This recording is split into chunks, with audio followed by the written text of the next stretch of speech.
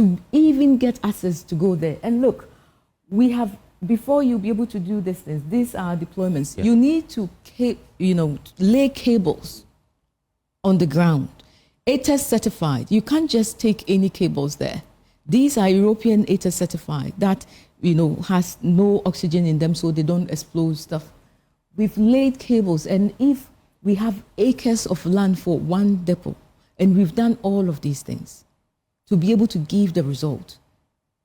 Sponsored by one person, SML has done that. Government hasn't paid $1 or 1 peso into what we are showing you. What other arguments are you? If GRA comes back to say that perhaps they intend to amend some more of the portions of activities that you carry out, would that be a welcome news for you, or perhaps you rather want to do more? We go to the table and have a discussion. In everything, we have discussions, and where we all see fair and fit, we all agree. But let me say this: in the downstream, we are paid in cedis. When we came CD in 2019, CD was about $1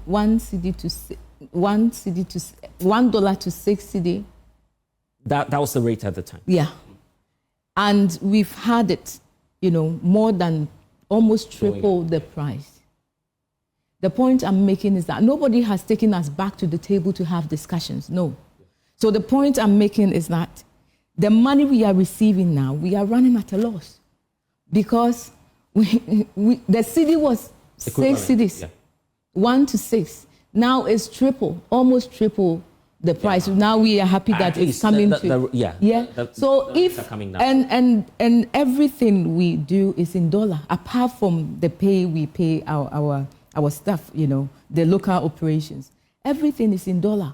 We partner with Honeywell. We go to America for our technology to bring them.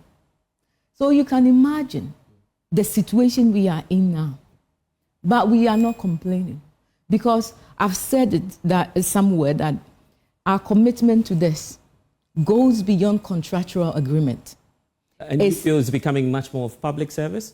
It's more than that. Okay, but GRA obviously should have concerns, because you have dealt in that space for all these years.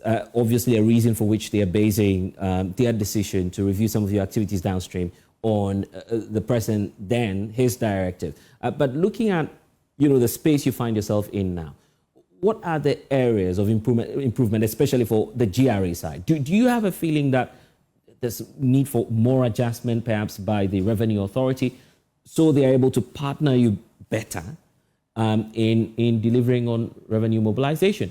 Because there are some in there who say, well, we don't trust your citizens, we don't feel you have the capacity to run.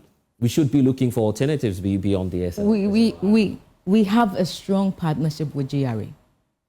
The petroleum unit, we are always in, training sessions and all of that. Where there is need for us to look at something that is going on, we sit around the table and have that. So to us, our partnership, the collaborative effort between our principals and ourselves, we think is fantastic. If they want us to do something that they see, we have need for this and that. For instance, when they saw what we have done in the downstream, this is the upstream. They said, replicate this. This needs to be replicated in the upstream, because as at current, GRA don't have insight, a real-time insight into what the operations on the FPSO. So they receive information and they take for it. In the downstream, it was practically the same. And we've proven that we can give you information at real time. And that's what we've delivered. So they said, replicate this for us, because we know that we can improve our potential in that space for revenue for the nation. The same with the gold, solid minerals. So when they see that they have need for anything, we go to the table, we have discussions. And they believe in us. They know, they trust our technology. Our technology and innovation is first of its kind. We went to Honeywell, they told us point blank, look, the design you are giving to us, we have not done it for anybody in the world. It is first of its kind innovation. All of this, the SML experience, and now this is the upstream, that you are looking at. And I was just going to ask a question about the upstream. Yeah. Are you still convinced that perhaps government should revisit the conversation on bringing you back to the upstream sector? We have a contract for it. We are waiting for our principals to give us the green light to start the operations. We've done 95% of the work, as you can see. We are waiting for the green light. It is government's decision to make. We are happy because we are business people. If you tell us to go to work tomorrow, we are ready to go to work. We know that there has been some communications that the suspension was to be removed. We have also seen some letters like that. But I think it takes time for the GRA to do certain things, so it's taking time for that.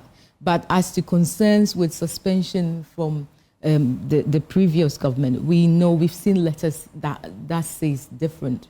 But it takes time. It's an institution. Right. It takes time for them to do certain things. So we are waiting for all these processes to be completed. Okay. For the sake of time, because obviously we'll be going shortly, but looking into the projections for how much you intend to save perhaps in the upstream sector, do you have that target comparatively? Because you're looking at, over 90% when you're talking about the downstream sector.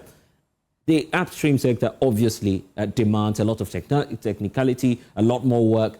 Do you have projections in terms of how much you're going to save the country if we should roll into that phase of revenue assurance? Yeah. So every year we've heard the reports coming, the oil revenue, the crude oil revenue is consecutively going down and down. All we can assure Ghanaians is that we've done 91.88% reduction of the existing gap in downstream. We can do the same for upstream, and we can do the same for gold. Going forward, we will strategically engage the public like we are doing for them to see the figures themselves. All we are waiting for is the green light. And as I said I think the national dialogue, we were there, I said, we've showcased the innovation. If Ghana is bleeding, revenue leakage is a problem. In the upstream, in the gold, the technology is here. What are we waiting for? It's time to take action. SML is ready. We are ready with the technology, the expertise, the groundbreaking innovation as well. So we are ready. And we are waiting on you. To do a bit of journalistic work much more in that space, being a bit prying into your privacy. Are you making much more losses, having to wait a bit more for that aspect to take off? Every day. That is a very important question that you've asked. Because if you look at what we have done, I don't know whether you can show us the gold as well. If the production team can put on the gold for us. Yeah, we'll have that. This is, the sector, upstream sector on its own is a huge investment. The gold is a huge investment. Combine the two, and you are waiting every day is revenue loss. So it's the earlier we get into this, the better for the nation, for us as well. So yeah, What do you think, and perhaps this might be my final question, what do you think about public sentiment around revisiting the topic? And how perhaps they'll see your go-ahead or the green light, how they'll perceive the whole green light when it's given? It will be a win for Ghana. Because this is first of its kind. Other African countries have heard a whimp about it, and they are coming. Ghana set the pace. When we do anything, they are looking on and they come to join in. So they are coming because nobody has it. And we have it. So for Ghana to have this homegrown initiative, it will be a win for Ghana, especially when we know that we are losing revenue every day from the upstream operation and also from the gold, which is very significant contributors to the national GDP. The earlier, the better. And I think the public will be happy to know, because with what they are seeing, it is clear that the solution is here. Because in the upstream, when we plug in, we are going to be able to record, because we are metering, just like the automatic tank gauging systems are going to meter the flow of the product. Once they are extracted, then they are going to be stored in the hydrocarbon storage, the tanks. We are measuring how much has been extracted in the day, how much is stored. At every point in time, we know the percentage of petroleum product, crude oil that is sitting in this storage. And then when it's being off-taken, because once the tanks are full, they need to be taken off for export. We are also metering that point. So we know how much was lifted per day, per month, and how many liftings are also done per month, and we will also know for a year. These are critical data, and I say that probably because I have a background in research. I am enthused about the data that we are about to receive. Okay.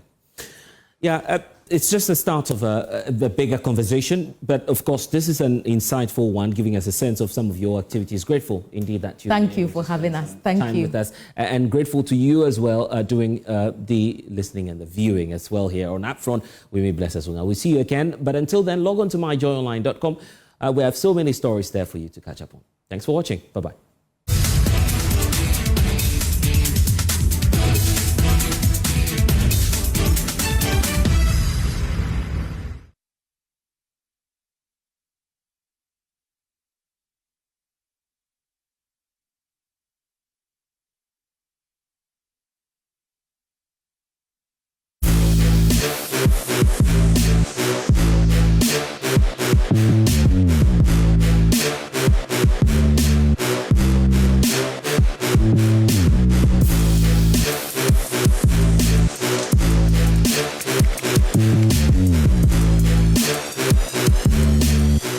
An impact maker is a change maker.